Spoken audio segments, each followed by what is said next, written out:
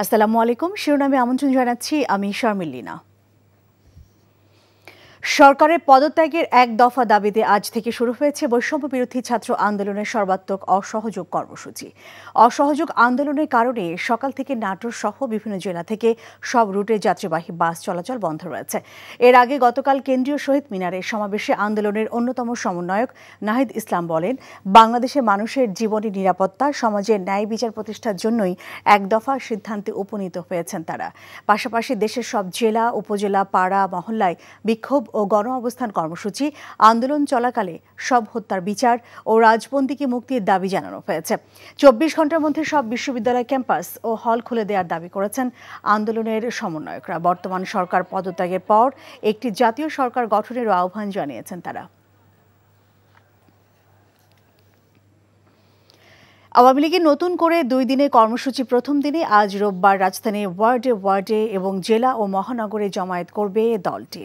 আর জাতির পিতা বঙ্গবন্ধু শেখ মুজিবুর রহমান সহ 15ই আগস্ট যারা নিহত হয়েছেন এবং সাম্প্রতিক সহিংসতায় যারা নিহত হয়েছেন তাদের স্মরণে সোমবার বেলা 3টায় রাজধানীর ইঞ্জিনিয়ার্স ইনস্টিটিউশনের সামনে থেকে বঙ্গবন্ধু ভবন পর্যন্ত শোক মিছিল করবে আওয়ামী লীগ।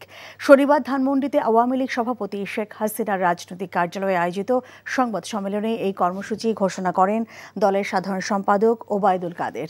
এ সময় ওবায়দুল কাদের বলেন, একদিকে দুর্যোগপূর্ণ আবহাওয়া, অন্যদিকে আমরা কোনো রকম মুখোমুখি অবস্থানে জড়াতে চাই না। সে কারণে সংঘাত হতে পারে, তাই আমরা এ ধরনের প্রোগ্রাম এড়িয়ে চলেছি।